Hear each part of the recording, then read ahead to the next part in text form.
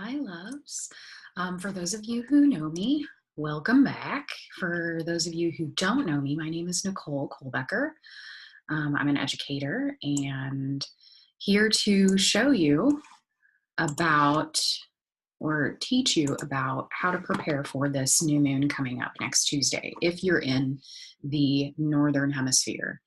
If it occurs exactly at 8:17 p.m. on the 16th, Tuesday, Central Time. I'm in Chicago.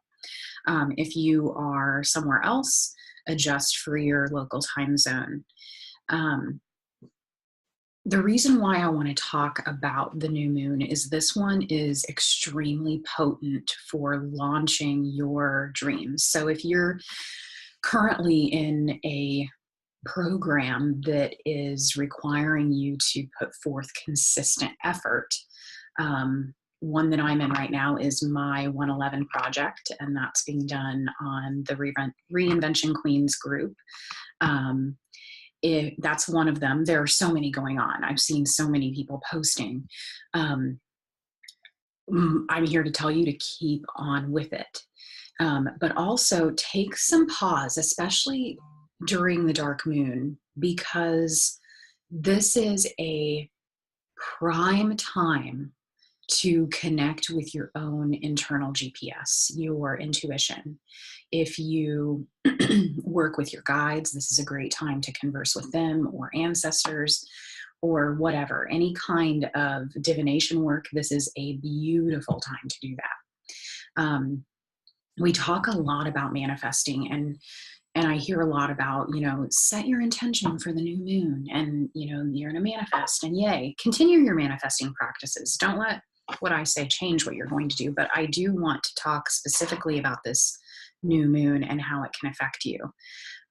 We have a stellium of planets in Capricorn right now. I'm going to show you a chart. Minimize that. And boom. So this is a chart of a cast for Chicago. The new moon occurs at approximately 8:16, 8:17 p.m. Again, you'll need to adjust, but you'll see that I have the moon and the sun together at 26 degrees, 54 exactly in the sky. There they are.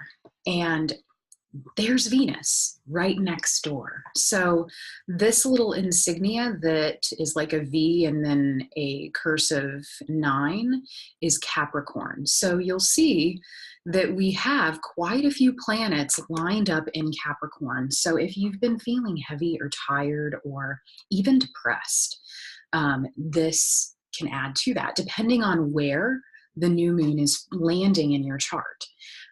It's different for everybody, and your natal chart would give an accurate representation of what areas of your life you're specifically working on.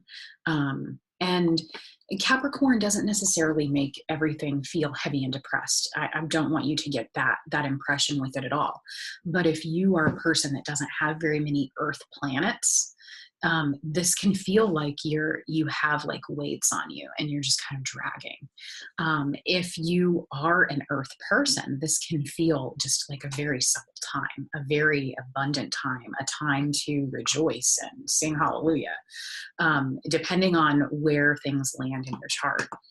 I do want to address that, at least for Chicago, this happens with a Virgo ascendant, and that means that if I were to just read this chart without knowing that it was a new or full moon, I would look to the planet Mercury, and Mercury rules communication. So this is a time to get really clear with yourself about your own authority. Who's the boss? You are. And as you go through these next couple of days, make decisions that are going to facilitate you to be the authority in your life. So a little bit more about the moon. I'm going to actually stop sharing and close that. The thing about the waning moon, and this is the moon that we're in right now up until Tuesday, this is what we call the waning moon phase, and the light of the moon gets smaller and smaller until the dark moon, which is the new moon. Think of autumn, like the end of autumn, where leaves are falling off the trees and there's a chill to the air. Maybe it even starts snowing. This is where we slow down and we prepare for winter. This right now, today, is a time to release and let go. So the new moon or the dark of the moon is winter. And as the moon goes dark, this is an auspicious time to turn within and retreat. So as we get closer to Tuesday, the veil will get more thin and more thin. Listen to your intuition and build up your fortress. Now, working with the moon means that you're in flow. If you're releasing before the new moon, great. Now, what can you release? You know, releasing what? Should I clean out my closet? Well, yeah, sure. Should I, reorganize my clothes and my dresser? Yeah, those are great new moon activities. If you don't want your hair to grow back, great time is to cut your hair right before the new moon, as the moon is going to its smallest point. Anything that you want to get rid of that you don't really want to come back around is those are good releasing practices. But what I want you to focus on for this new moon in particular is decide, what do you want and why do you want it? And you can do this as a journal exercise. But if you're not the type of person that likes to write things down, get out your voice memos on your phone, or record yourself speaking using whatever recording device. What do you want and why do you want it? Take it a step deeper. What is the core desire there? Follow the feeling. The feeling is what you want to unlock. That feelings are what get things done. Now, when I talk about, decide what you want and why you want it, you're visualizing your ideal life. Think bigger, better, best. So you're not just saying, oh, okay, well, it would just be great if, I could at least have a car that runs. That's an example of settling. What is really the ideal? The ideal might be there might be a huge gap between where you are and what the ideal is, but really dream big here. With Venus so close to this new moon, whatever dreams you bring forth now are going to be incubated for pretty much the entire spring. Now, before you really sit down and decide exactly what you want, if you feel any resistance at all, ask yourself what is weighing you down. These can be thoughts, and usually, actually, I don't want to say usually, always, what's weighing you down can be boiled down to your thoughts. But maybe before you get to thoughts, maybe initially it seems like it's people. Maybe people are weighing you down, which is very, very possible and very probable, especially if you are hypersensitive or an empath or a psychic, and especially if you've just learned these things. Maybe a job is weighing you down. Maybe a situation is weighing you down. But more than likely, it's a core belief that you have not addressed yet. So that's where we come to who's the boss? Who is the authority here? An example from my life, in 2015, my dream was to build a new kind of school. And I'm not talking about brick and mortar where, kids come in and the bells ring. That's already been done. That's being done. I'm talking about an online school, and maybe even in person, but a school that teaches people of all ages, students, teachers, educators, parents, etc., etc. All of the things that are important that you don't learn in public school but need to. I'm talking about teaching individuals how to be individuals and leaders in their own hearts. Courses on mindfulness, meditation, emotional education, astrology, visualization, financial literacy, coping skills for stress management, just to name a few. Like, I'm not going to go into too much depth there, but that dream seemed too easy for me because teaching is like first nature to me. It seemed too easy. The idea of learning money online, teaching, made me feel guilty because there are so many teachers in this world who are working paycheck to paycheck, and I totally know how that feels. And I was afraid. There was like a streak of fear of I'd fail. That fear of like nobody showing up to your birthday party when you were a kid, the fear of not being good enough. Now, I had these fears, but I didn't lean in to my fear. I ran from my fear.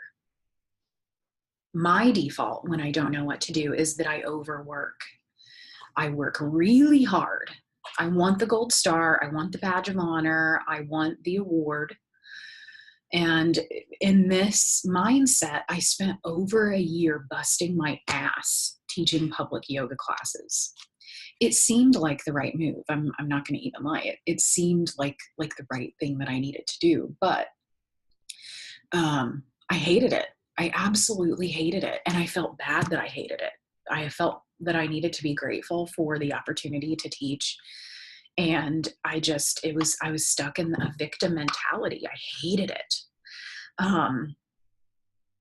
It even got so far as I was taking yoga gigs that I knew I wouldn't enjoy, but because I thought, well, I can barely afford life, I'm going to need to take more yoga teaching. So I even taught yoga on the beach. And if you are familiar with Chicago summer, it's humid as hell. And like the sand would stick to my body in places that I don't even want to discuss. And it was just it was not my thing. My thing is not doing yoga on a beach, especially teaching yoga on a beach. The heat, the humidity, plus my pitta dosha, it was just disgusting. And I still to this day find sand in my car. So every single dark moon, because I was using the moon cycles to bring forth what I wanted in my life, every dark moon I'd visualize what my ideal life was. And it was so totally not the current situation. And I would get mad about it and just kind of abandon my rituals and abandon the work. I wouldn't fully think it through. I wouldn't fully, journal, or I wouldn't fully do a voice recording. And I wondered why nothing was changing. I was so miserable. It was just such misery. I was tired. I was seriously low on funds, which was adding to just a lot of other problems. I'd pay more a lot of times for parking than I would get paid to teach class. So I was in the negative for a long time.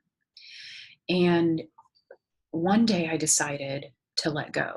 Not to let go like, oh, okay, I'm going to let go. Like, because it's a cool thing to do. I'm going to declutter my kitchen and everything's going to be great. I decided to really let go for reals.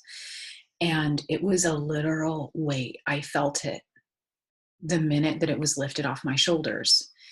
And it was a dark point for me to release that big of a thing. I thought that teaching yoga would have to be part of my identity to be considered like an expert in my field. But really, I already was. I was already an educator. And I learned from this scenario that the key is unlearning. I had unlearning to do. I had some core beliefs that were not correct, that were not going to get me where I needed to go.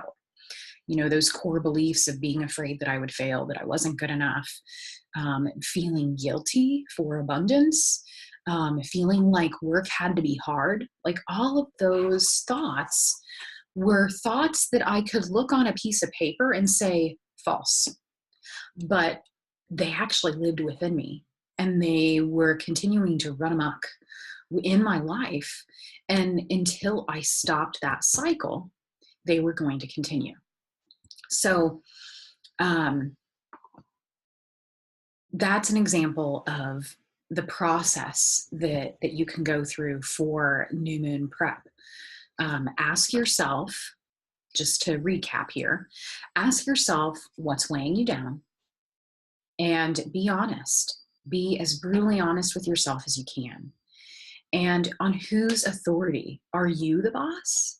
If not, now is a time to write new policies and decide that you are going to be the boss of your life.